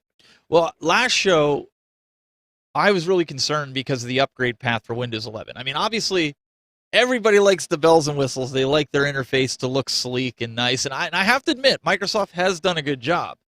But we saw that back with Windows Vista, if you remember, the bells and whistles. It was the new Arrow, the wonderful see-through menu systems and things like that. But the operating system was trash. It was such a tragic train wreck, and I will actually say that I was fortunate enough that I had a couple clients, friends that I do tech support for, that had gone. They wanted new machines. We got them some Vistas, and we just struggled through until we could get to the next version of a Windows operating system because it was just a train wreck. Well, and to be fair, Windows 8 wasn't that much better than Windows Vista. I mean, it was a little bit, but it was like half the development team said, we need to go in the tablet direction. The other half of the development team goes, we can't get rid of the original way that we've always done Windows. And it was like, you can either use tablet mode or you can use desktop computer mode. And for most people, they were like, this is a tragedy. This is not Windows. I don't want this. Right. And so... Right, and it seemed like they half developed it. It's like they wanted to support tablet, but they hadn't put the time and energy that certainly, Apple with their, what the iOS had put into supporting the nature of what a tablet does and how it works. Yes. Yeah, again, and I have friends that have Surface Pros, nothing against the Surface Pro, but they're not entirely jacked with how Microsoft's working in that Surface world. It glitches, it locks up, it doesn't accept the touch on the screen, and then all of a sudden you've got a frozen screen and you're rebooting. It's like, well, what's the point of that? So one of the things that I really like, I have an i3 Asus laptop that I use here that's in studio that I use for my call-in system for the live-to-air for the video. That is touchscreen, and one of the draws for me with getting a Surface Pro is the touchscreen aspect, especially here doing shows like this. Having touchscreens sometimes is just easier to, I could reach over and answer the phone when the phone rings, right? As opposed to clicking a mouse and doing that. So for production, it would be nice to have a touchscreen. And it looks like, and I don't know if anybody in the chat room agrees, or Joe, if you agree, Windows 11 looks like it's bringing the best of both worlds of Windows 10 and a little bit of reminiscent of Windows 8 from a touch standpoint. It could be polished. It could be good on the Surface, and it looks like they're gearing a lot of the operating system to function on the Surface the best. I could be wrong, but that's just been my research. if I look at the nature of, again, all of my friends and just everybody who's out there, I'm the old guy, resident old guy. I am looking at you on a nice 27-inch monitor from a PC that is, Yeah. mounted up and everything. Everyone I know operates off tablets right now. So if you're going to have to go with some touch screen based, tablet based, Surface Pro based, it's going to have to be something that supports at least that model, because that's kind of where everyone's going. No one wants to even have a PC. I do, gamer. Sure. But no one does it anymore. No, I mean, consoles are great. Don't get me wrong, but there's certain things. I know you PC gamers. You need the PC. I'm more of a console gamer, and I think a lot of the guys in the chat room they are console gamers, or they have the stand-up arcades that I have, and I don't know. It's going to be interesting, Joe. But I'm going to let you go, and I'm going to get on with the talking about the event here. So I appreciate you calling in. Appreciate it. Listen to you downstairs while I'm doing work on the radio station. Just don't forget it. All right, man. Appreciate it. Thanks. And guys, if you want to call in, just like Joe, feel free. 724-734-2042. So what are we going to expect here? Microsoft's event coming up, like I stated, on Tuesday. Okay. Or, I'm sorry, the 22nd. Now, this is a Surface hardware event. They were very explicit in saying this. Microsoft has announced that its annual fall Surface hardware event will be taking place on September 22nd, and that's only a few days away. And we'll be talking about this next Saturday probably as to what they announced. So this week it was all predominantly Apple. The next week it's going to be predominantly Microsoft. But that's okay. I mean, that's the point of the show. We're not falling in the fan category either way. I want to know what's best, because I am looking at a Surface. I'd like to get one. But this year's rumors suggest we're getting 5 new Surface devices, 4 of which are among the first PCs with Windows 11 out of the box. So that means these would have to go on sale before October 31st, I believe, is when Windows 11 is going to drop. Now, some of the sources that I've read up on online say to expect the updates to Surface Duo, Surface Pro, and Pro X, Surface Go, as well as the all-new flagship 2-in-1 Surface laptop design. And this kind of caught my eye, as you can see here by the diagrams that I'm showing here on the screen. Those that are watching, those on the radio, you would have to go back and look at some of the video, but you can easily find that on the web. But there's a lot of different models, and the Surface laptop design is not a bad idea, at least for me, from my standpoint, because again, I'm looking at a touchscreen laptop as a potential design. The next Surface Duo is under some serious pressure to deliver. After a rough launch with the Surface Duo 1, which we all know shipped with outdated hardware, and as Joe alluded to when he called in, buggy software, Microsoft is focused on making the Surface Duo 2 a better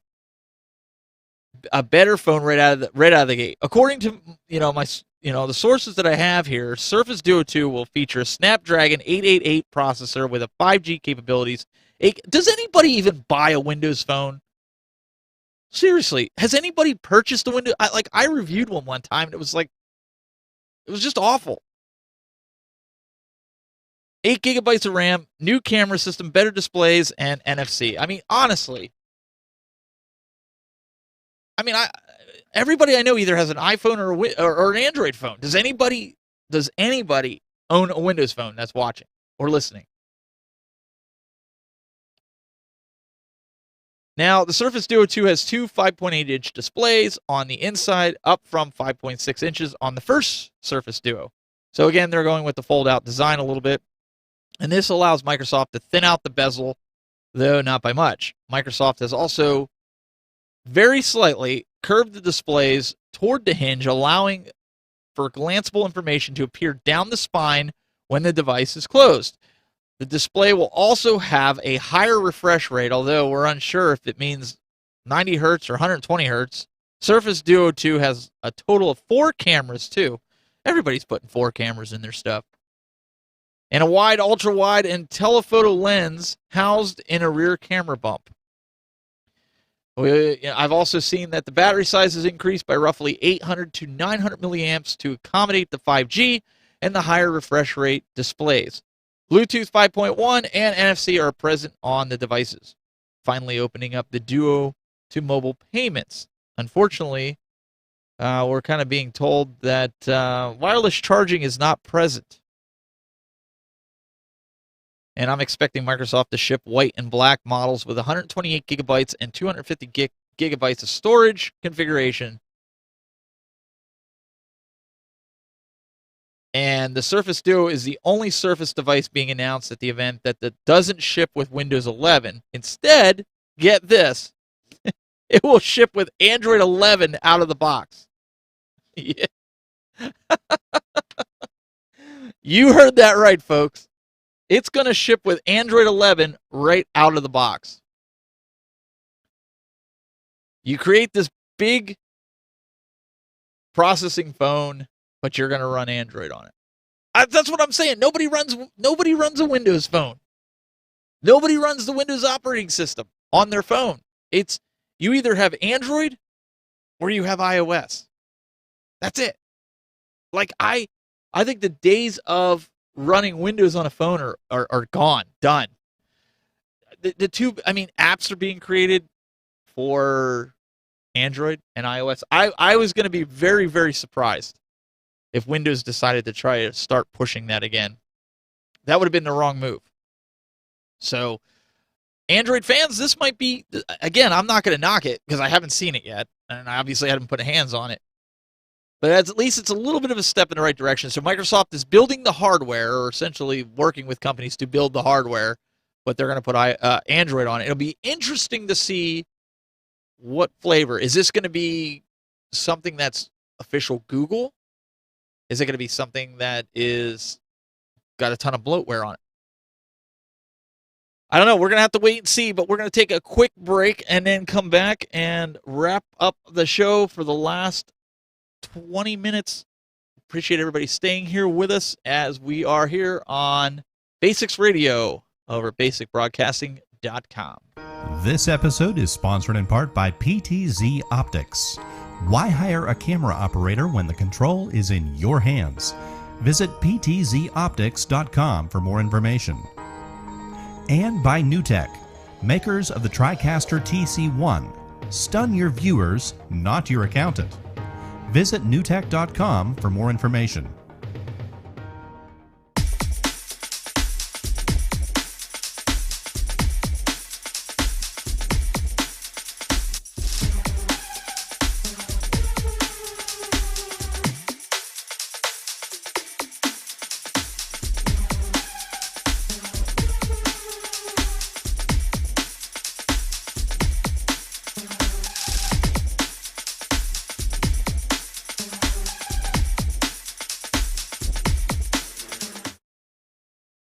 All right, we are back, and I wanted to bring up something else about those of you, and I don't know if anybody uses this. Maybe there's only a few people out there, but it appears that Microsoft also rolled out an important security fix for the Edge browser. Now, I used to always make the joke of Internet Explorer. We used to call it Internet Exploder because that's kind of what it felt like. It's just awful in all senses of the word.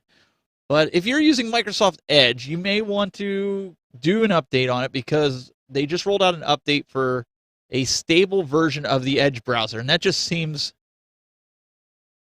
that seems like an oxymoron because I just don't think Edge is stable, period. And I know you guys on the radio, you can't see the article, but the article says Microsoft recently released an update for their stable version of its Edge browser. The update addresses several security issues, including the CVE-2021-30633, because we all know what that is. That issue has been exploited in the wild, according to the Chromium team. The update brings Edge to version 93.961.47, so make sure you check to see if your browser is on that latest fix. The fix contained in this update is marked as important by Microsoft. So if you have your updates set to manual install, you want to go through them and make sure that this is that fix, and so you allow it, because I'm also of the belief if it's not broke, don't fix it. But you really should keep your browser in other things up to date because it is something that you use to access your banking and other important things like passwords. So my suggestion would be to update that. In total, the update addresses 8 security issues for the Edge browser, and we can read the complete list on Microsoft's website, which we're not going to do, but if you feel compelled to do that, you can go there as well. This CVE was assigned by Chrome, explains Microsoft. Microsoft Edge Chromium-based ingests Chromium, which addresses the vulnerability, and you can also see Google's releases for more information. Microsoft also explains why its Chrome CVE was included in the security update guide.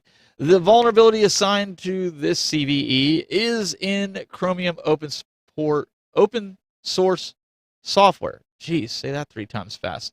Which is consumed by Microsoft Edge, which is also Chromium-based. It is being documented in the security update guide to announce that the latest version of Microsoft Edge is no longer vulnerable. Please see the security update guide. I'm just going to put this in layman's terms for you guys. Go update. I can't say it any better. Listen, anytime there's exploits and vulnerabilities in a browser, you run the risk of phishing attacks. You run the risk of spam just being attached to your browser, hijacked, paying a ransom to some organization that's probably over in Zimbabwe that says that you're going to have to pay them thousands of dollars to get your browser back. These exploits are nothing to mess around with. You definitely, if you can, you want to go and do the update. Don't mess around with it. It's not worth it. And I know some of you guys, you don't do the updates, and that's fine. But this is one update. Anytime that you see a browser exploit update, whether it's Mac or PC, I know Joe and I were talking about earlier of not doing updates when they first come out, but certain updates, when it comes to security updates, I always do them on my Mac. I always do them on my PC because that's how you keep yourself safe from different vulnerabilities. So you definitely want to do that. So that's it in a nutshell on that exploit with Microsoft. Now, there was another article that I saw was very interesting in the social media world, and I know a lot of you guys are probably like, yeah, I'm not into social media. I could care less about social media. Well, what do you think about this? And I know you guys listening, I'm gonna read this out. But Facebook unveils a $299 smart glass, or smart glasses, I should say, which is its first step toward AR wearables. Now, if you guys remember, Google tried this a few years ago, and I was one of the folks that got invited to the Google Glass Explorers Club, if you would call it a club, I guess. There was limited amounts of people that were allowed or invited to get Google Glass. I was one of them. And you paid $2,000 and you get this Google Glass, or maybe it was $1,500. I forget now. It might have been $1,500. They send you Google Glass. If something would happen to it, they'd send you a brand new pair. You send the old pair back. If firmware would brick it, they'd send you. I mean, you were essentially a walking beta tester. Now, the cool part about it was anytime you went out, people didn't see it, but they knew what it was. They wanted to try it. And my wife used to hate it when I'd walk around with it because everybody would want to try it on, and we'd go to a store and we'd be there for 3 hours instead of 10 minutes. So as much as the attention was cool, it was still, it drove her nuts. So anyways, these glasses, they are Ray-Ban stories, just like the Ray-Ban glass. Everybody's all about Ray-Ban, and even sunglass makers are now getting into stories. What they're trying to do is, well, Facebook made a partnership with Ray-Ban, and they wanted the fashionability, because everybody knows that Google Glass was not fashionable. If you remember, what was it called? Snapchat, what were they called? Snapchat shades? Is that what, I forget what they were called, but spectacles. That's what they were. Snapchat spectacles. And everybody wanted, they were like a thing for like 2 months, I think it was. And everybody was trying to get their hands on it. You could go to, like, they had a Snapchat kiosk where you could get these. And everybody was like, "Oh, I gotta get these spectacles."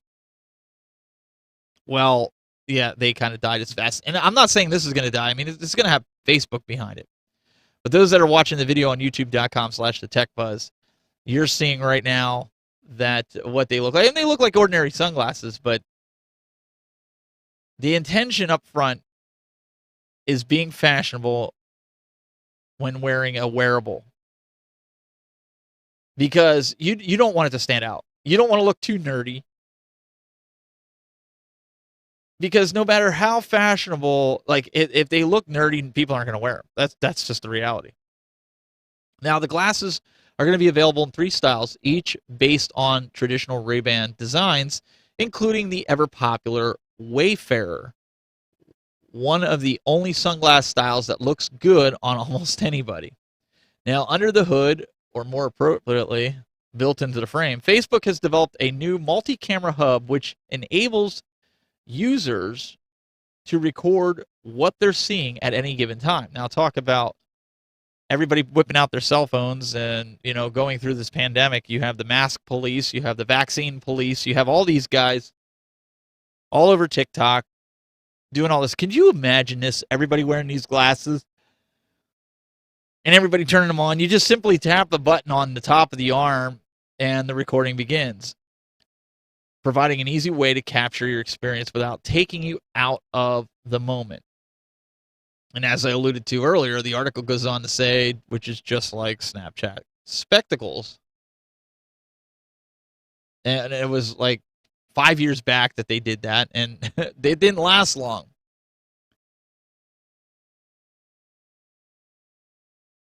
So what makes Facebook's variations stand out?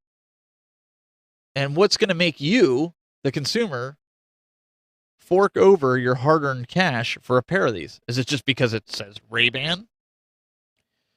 First of all, according to the article, the technology is better. Ray-Ban stories include dual 5-megapixel cameras, which is around double the resolution of the latest version of spectacles.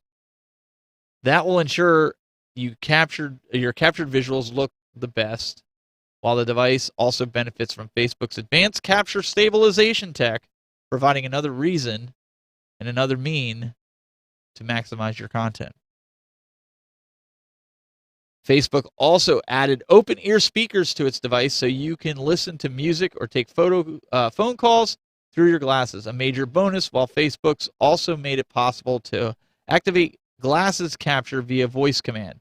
There's also built-in storage with the capacity to save up to 30 videos or 500 photos on the device, which you can download in a companion app. Article, I'm just going to peruse down the article here because I'm curious to see. Ray-Ban stories are available from today via the Ray-Ban store online or in retail stores in the U.S., Ireland, Canada, the UK, Italy, and Australia. The glasses will also be made available in more regions soon. You know what? I might actually purchase one of these and report on it here. I've got a few items coming in, a few tech items that we're going to talk about on the show and in future shows. I may pick up one of these and see, because I was a big fan of. I was a big fan of just that. I was a fan of the Google Glass. The problem with it was it looked nerdy, and it wasn't really like glasses. You had this frame on, and it had like a camera that went over your eye a little bit. And I mean, it was cool when you would bring it up and it looked like a 70-inch TV in front of you with your notifications on. But it was one of those things where I don't know. It was like notification overload. Now, one of the things, like, they're talking about speakers. Now, I'm curious to see if the speakers are built into the arms that go behind your ears. So what Google Glass did it differently. They did what's called bone induction. So what it would do is the audio came through, like if you took them off and the audio was playing, you wouldn't hear it. It'd have to vibrate against the bone in your ear. And that's what gave you the sound. There was no speakers in it. And they used that bone induction technology where I guess they use it with deaf people as well, where it vibrates the bone by your ear, and so you can actually hear the sound. You're hearing the vibrations which make up the sound. And I would have been interested to see if they incorporated that technology, but that could have made the price of that even that much more expensive. I don't know. It'd be interesting to see. Before we wrap up the show here, we got a little bit over 6 minutes here to wrap up the show. And you guys can call in if you got any thoughts on any of the topics that we talked about today. 724-734-2042 is the number. And we have so much in the frame of technology. It blows me away. Like, I look back at some of the stuff that I talked about years ago, and it feels like we're in the Jetsons era. Smart glasses. And I honestly kind of like the smart glasses if you're wearing sunglasses over like a watch.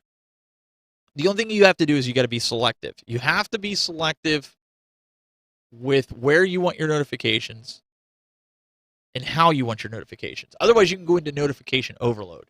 When your phone's vibrating, when your watch is going off, and then if you have your glasses going off on top of that, that'll just make you crazy. So you have to be very selective with what you're doing. Because if you don't, you'll just the best way I can explain it is for that person that's in big crowds that they can't stand being in big crowds, you get overwhelmed, or if there's something in your life where you get overwhelmed, that's what it's like. Like, you just get notification and you're just overwhelmed by all the notifications. It's not a good feeling. Like, I literally wanted to just take off the glasses and put them somewhere. I did not want at all. So Nazim over in the Haps chat, he wants to know how much. So right now, Nazim, they are retailing the Facebook glasses, Story smart glasses are retailing at $299. You can go to Ray-Ban's website and order them. And I think it's interesting, but is it a fad? Is it something that's going to burn out just like the glasses, the spectacles from Snapchat? Now, I don't know if they're still making them. I'll have to look into it, but it was like 5 years ago that they were doing. I haven't seen people wearing them. And here's the thing. Snapchat isn't even as popular as it was 5 years ago. Everybody moved on to TikTok. My kids are on TikTok. They used to do a lot with Snapchat. They just don't do anything with that really. I was ranked pretty high on there for tech influencer, even though I never posted hardly anything to Snapchat. I mainly was on there because my father-in-law used to post a lot of things on there, because his theory with using Snapchat was take pictures of everything that you're doing throughout the day so that family could see it, whatever he was doing. If he was with his throwers or whatever he was doing, he would, because it wouldn't take up storage on his space on his phone. So he would do that, and then it would be deleted the very next day. So then he could start over, which was kind of interesting. So after he passed, we stopped that. But we got a caller here. Caller, you're on the air. What's up? Steven, how you doing? Hey, what's up, Hollywood? How's it going? Fantastic. I wanted to talk about the Steam Deck because so many people seem very excited about it. Yes. I was just writing if you pre-ordered one, which tier you'd recommend, and what upgrades you'll do to it once you get the device. Okay, so pre-ordered, what was that? I missed that. You cut out for a second. Oh, sorry. I was wondering, there are 3 different models of the Steam Deck that you could buy. I was wondering which one, the Stream which one Deck. you bought. Yes, the Stream Deck. I didn't pre-order any of the Stream Decks because of the upgrade with the Stream Deck wasn't as I want to say elaborate of what I need for it. I have a Stream Deck. I have the larger Stream Deck. I think it has like 24 buttons in it, and then I have the smaller one that my son uses. So I might have to check it out. I might have to get in touch with my contact over there and see if I can get one and review it. Are you interested in using that for what? Live streaming, or are you looking to do that for just gameplay? The main reasons for gameplay, I mean, rather than seeing it on your small laptop, they've kind of done some early testing. You can play most of your Steam games, on your big screen TV. So it just would be a lot more comfortable, I guess. I'll tell you, even the Stream Deck, the first one, is a nice device, honestly, because it's nice to be able to just press buttons and have it do the tactile feedback is nice. So it really depends. What I would implore you to do is think about how many buttons that you would need to do whatever it is that you're trying to do, and then double that. You always want to make sure you double it. I tell people this with audio mixers as well. And then that's the one you should buy because you want to have room to grow.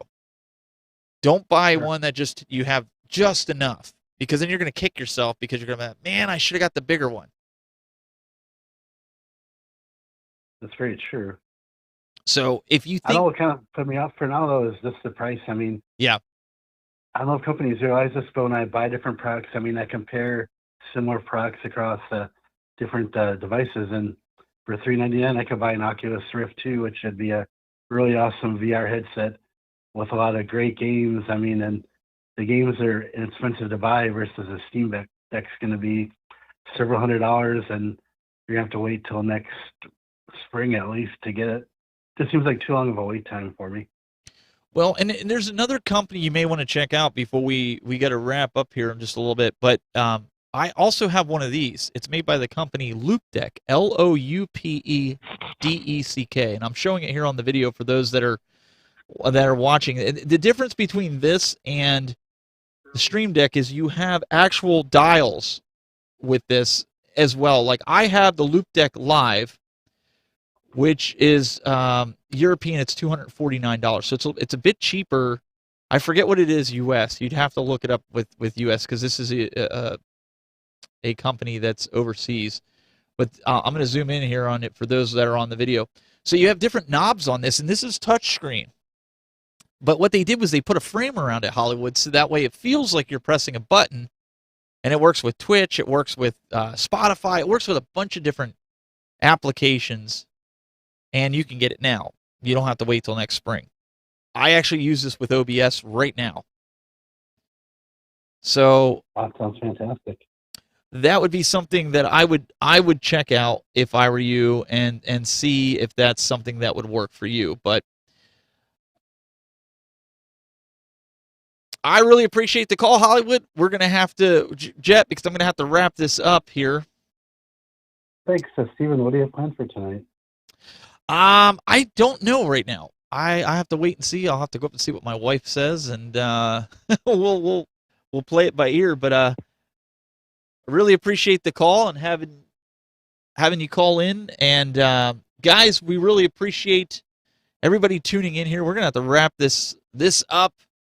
Appreciate everybody stopping by for the live show. Thanks for Basics Broadcasting, and we'll be back next week with more of the Geeks Were Right. Till next time, keep it buzzing.